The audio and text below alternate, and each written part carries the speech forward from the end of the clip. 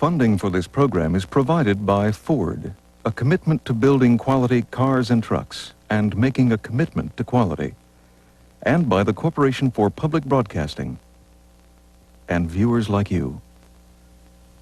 From New York, PBS and NBC News cover the Democratic National Convention.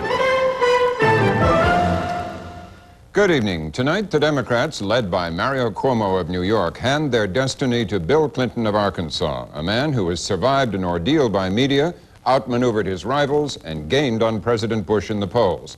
I'm Robert McNeil, along with Jim Lehrer of the McNeil-Lehrer News Hour. We're back for night 3 of our combined coverage of the Democratic National Convention with Tom Brokaw and our friends at NBC News. They'll be with us for the first 2 hours of our public television broadcast. Jim?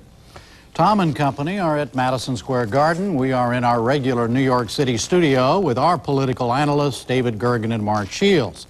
A panel of Democrats will also be with us throughout the evening from our Convention Hall skybox. We also have an interview with Governor Clinton that Robin, Tom Brokaw, and I did earlier today. The early part of the convention evening has been reserved for Jerry Brown and Paul Tsongas' moments in the Convention Hall spotlight, and that is where we go now. Tom?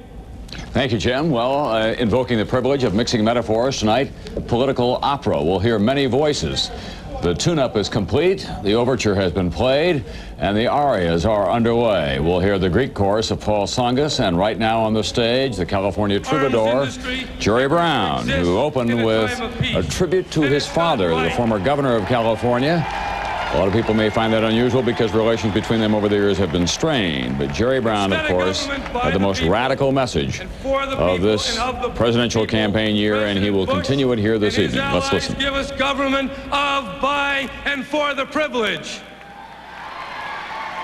It's not citizens who carry the day, but the growing concentration of wealth beyond any boundary of nation or conscience, and its influence over our governing institutions through money.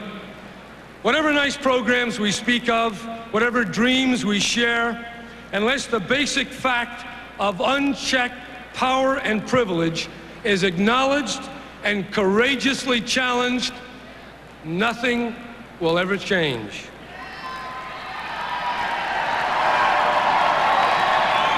President Bush talks of AFDC, aid to families with dependent children, as though these thoroughly powerless people caused our present predicament. Yet he and his reactionary allies hypocritically overlook the real AFDC, aid to financially dependent corporations.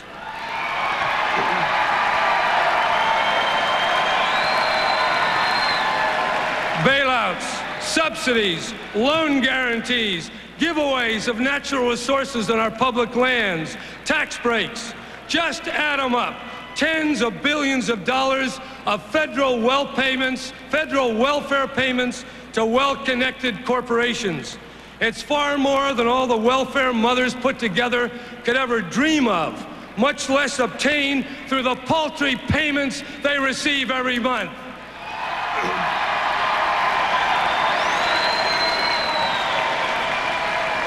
In recent months, President Bush has demanded, so far unsuccessfully, $10 billion in debt forgiveness that the nuclear power utilities owe Uncle Sam for uranium enrichment.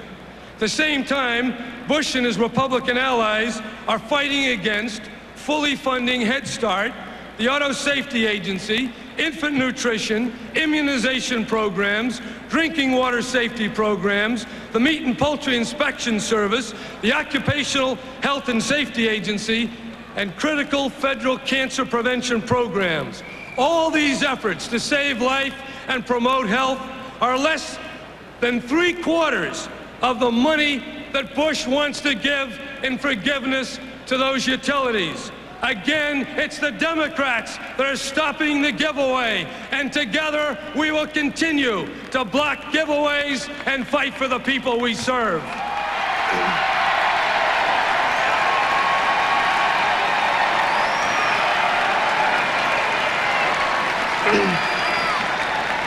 In the New Hampshire primary, a woman stood up at a town meeting and asked me about jobs for her unemployed neighbors. She said they wanted to work as teachers or nurses' aides, and they didn't want much. They'd be glad to work for $5.50 an hour. And it shocked me when she stood up at that town meeting. But local officials, she said there was no federal money.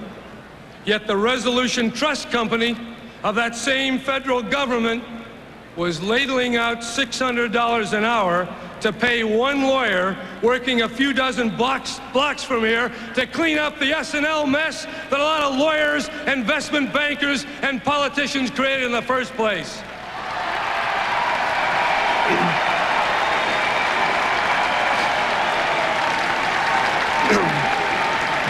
And so, when I heard that woman speak, it really hit me. It was not lack of federal money, it was lack of her political power. And it is that power for the powerless that we've come here to create, and create it we will. Whatever the odds, whoever the adversaries, however long it takes, we will create the power for the powerless. For there is no other reason for a Democratic Party to exist.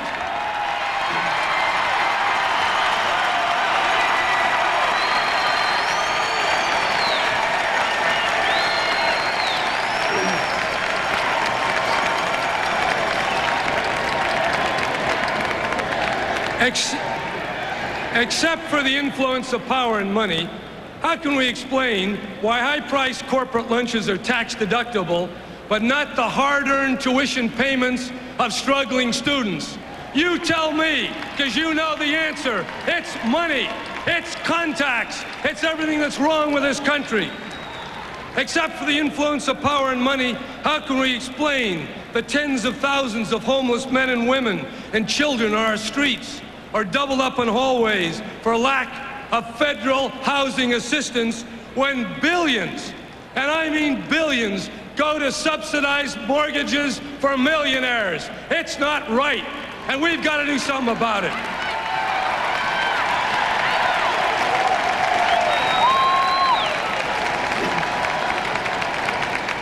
Except for the influence of power and money, how do you explain billions that go for nuclear submarines with non-existent missions, while desperate cries from our cities, they go unheeded?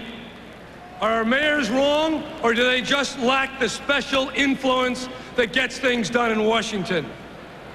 You know, the $1 billion the cities got a few weeks ago is less than 1 day of additional borrowing to our national debt that we do every day of this year. For many, many years, I believe that we could change politics through a series of changes, some small, some large, but all incremental within the framework of politics as we know it. Progressive appointments, more money for college scholarships, good environmental laws, urban assistance programs. Yet when I was governor, I'm sorry to acknowledge, wages toward the end started to fall. Factory jobs started moving abroad, and the numbers of the poor began to grow. 10 years later, South Central Los Angeles exploded. How I tried to make that system work as governor of California. And then, more recently as party chairman, I raised the money, we registered the voters, and what incredible campaigns with our statewide candidates devoting every working day to collecting thousands of dollars, sometimes tens of thousands of dollars from the top 1% of income earners, but always far removed from ordinary people. But victory, it still eluded us. So we were counseled to raise even larger sums to overcome the opposition and the voter indifference. But in my heart, I knew, and I know now, that the problem was not the lack of money. There's never enough, and there'll never be enough to buy back the disappearing loyalty of the disillusioned. It's not there.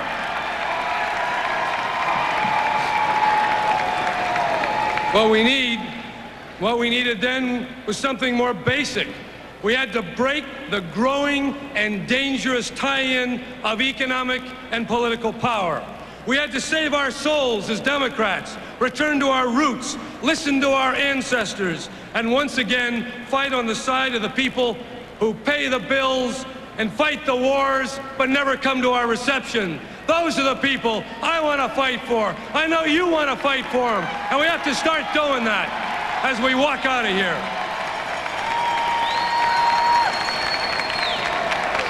Look, let's put it simply. The words of politics will remain empty forever unless we challenge honestly and directly and in a measurable, credible way the corrupt money and the influence that today powers our campaign and puts our words and faces across TV screens in $5 and $10 and $20 million campaigns. We got to get at that root, or we're never going to build the trees of progress. That's what started this candidacy, as much a cause as a campaign, to redeem our own past and to reclaim what belongs to all of us, our democracy and real justice, social and economic. We didn't begin out of political analysis or personal calculation, but out of moral necessity to speak truth to power. That's what we did, that's what we're doing, and we'll continue to do that.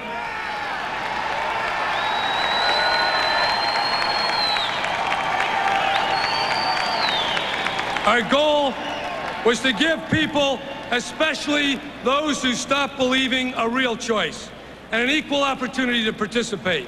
That's why we limited donations to $100 and why we relied on an 800 number. We wanted people who had no access. They didn't know any particular person with power. We wanted them to take ownership of this cause. You see, I don't believe that our predicament can be resolved by the election of any one politician, even a president. The future will be determined not in the White House or in Capitol Hill alone, but it has to be won in every living room, in every company office, in every classroom, and in every neighborhood of America. What we need is not a campaign as usual, but a common cause to recast the nation's politics, revive our democracy, and reclaim our economic future.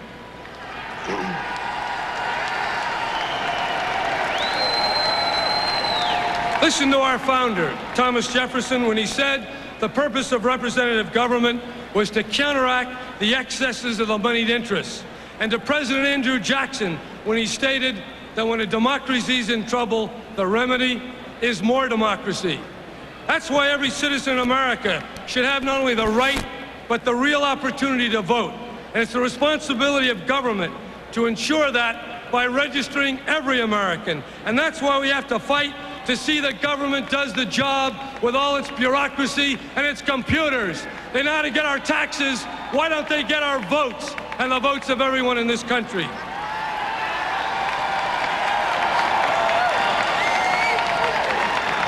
That's why we have to fight to take back the airwaves and make it possible for candidates to speak to the people and for the people to hear them on television without the corrupting influence of money. That's why we have to fight to take back our own